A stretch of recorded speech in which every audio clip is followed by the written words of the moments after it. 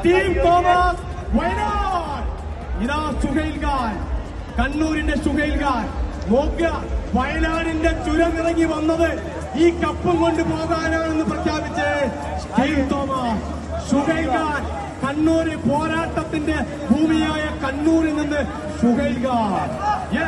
നോക്കാം, നമുക്ക് നോക്കാം ആര് വിജയിക്കും. നമുക്ക് നോക്കാം ആര് വിജയിക്കും.